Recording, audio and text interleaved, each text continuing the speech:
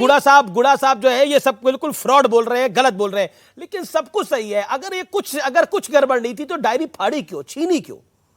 अगर डायरी में कुछ नहीं था तो फाड़ क्यों दी डायरी उसी टाइम? पहली बात, अगर वो डायरी में कुछ था, अमीश जी, एक तरीका होता है, देश की संसद हो चाहे या कोई भी असेंबली हो, जहां पे अगर आपने कोई बात करनी है तो आपको अगर उसको पेश करना है, दिखाना है, तो आपको पहले बताना पड़ता है। तो फाड़ी क्यों डायरी? आप नहीं कहते कि जी मैं ये कागज लेकर आया हूं, मैं ये लेकर आया हूं, मैं सही है, इस कागज में कुछ नहीं होगा, कागज आप भी लहरा रही है, कागज में कुछ नहीं होगा, लेकिन वो डायरी फाड़ी क्यों? तो रूल्स एंड रेगुलेशंस होते हैं। उन्होंने अगर कुछ दिखाना था, वो लिखित में मोदी कह रहे हैं लाल डायरी में काले कारनामे थे, नरेंद्र मोदी कह रहे हैं लाल डायरी में काले कारनामे थे। ओके, तो अजय लोग मोदी जी तो ये भी कहते हैं कि हम गंगा जल की कसम झूठी खाते हैं। 10 सेकंड अजय लोग वो कह रहे हैं कि लाल डायरी में कुछ नहीं था, लेकिन राजेंद्र गुड़ा भी ऐसा लगता है अमिताभ बच्चन तब बन गए थे। नो ऑफेंसेस तो अमिताभ बच्चन, वो कह रहे शीशा तोड़ के मैं लाल डायरी निकाल के लाया, मुझे गहलोत जी ने भेजा था।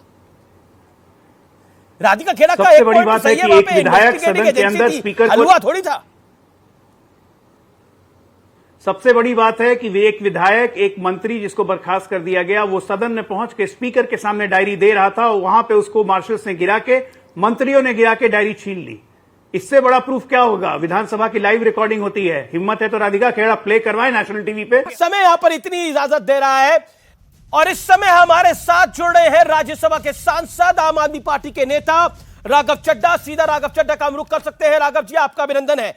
काले कपड़े डालकर आप बैठे हुए हैं और आज संसद में भी काले कपड़े डाल के गए, बड़ा हंगामा मचा, लेकिन विपक्ष पूरी तरह से लामबंद है, काले कपड़े डाल के पहुंचा हुआ है, लेकिन प्रधानमंत्री मोदी लाल डायरी और भ्रष्टाचार का मुद्दा उठा रहे हैं।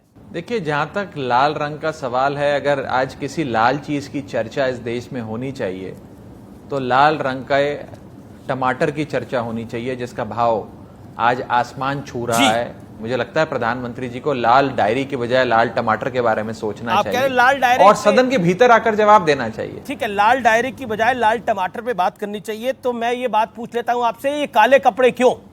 देखिए, आज संसद भवन के भीतर इंडिया समूह के तमाम सांसद काले वस्त्र पहनकर गए जी, और जब संसद भवन के भीतर हमें नहीं बोलने दिया जाता अमीश भाई, तो हमने एक विरोध प्रदर्शन करने के लिए एक प्रकार का नया प्रोटेस्ट दर्ज कराया काले वस्त्र पहनकर, और प्रयास यही था जी कि इन काले वस्त्रों के जरिए सरकार तक मैसेज पहुंचाएं कि हमारी ओर देखो, हमारी बात सुनो, और हम मणिपुर के लोगों की आवाज उठाना चाहते हैं, हमें मौका दो। राज्यसभा के नेता सदन पीयूष गोयल ने कहा कि आजकल काले कौवे भी इन पर आकर्षित हो रहे हैं, और उन्होंने एक लाइन आगे और जोड़ी और कहा कि इनका कल भी काला है, आज भी काला है और भविष्य भी काला है।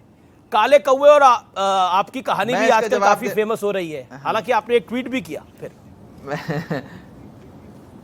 जी, मैंने कल ट्वीट कर ये कहा था, जो मैंने आपके कल जो हमारी चर्चा हुई थी उस पर बताया था कि रामचंद्र कह गए सिया से ऐसा कलयुग आएगा, हंस चुगेगा दाना दुनका और कौवा मोती खाएगा। जी, सुना था, आज देख लिया। खैर, आज बड़े दुख का विषय है। आप अपने आप को मोती मान रहे हैं। नेता सदन पीयूष गोयल भी,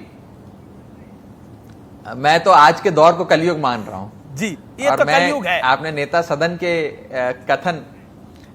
सदन के कथन की बात करी, तो मैं उस पर जवाब दे दूं। उन्होंने जरूर ये बात खड़े होकर कही कि आजकल तो विपक्ष के लोगों पर काले कौवे भी उनसे आकर्षित हो रहे हैं, उनमें ऐसा आकर्षण है कि काले कौवे उनकी ओर आकर्षित हो रहे हैं। मैं उन्हें बता दूं कि सिर्फ काले कौवे नहीं, 135 करोड़ भारत की जनसंख्या, पूरी आबादी हम लोगों से आकर्षित है, हम लोगों को चाहती है, प्यार करती है, आशीर्वाद करती है, जिसमें सारी जनजातियां शामिल हैं।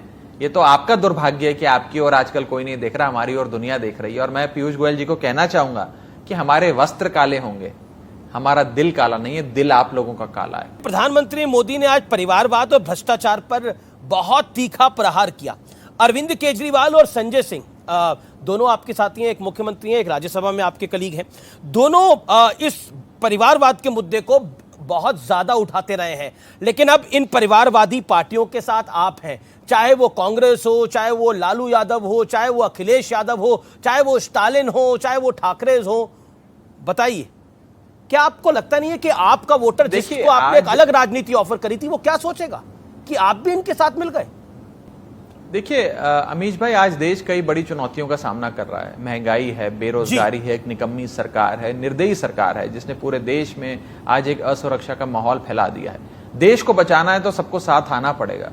देश को महंगाई, बेरोजगारी से निजात दिला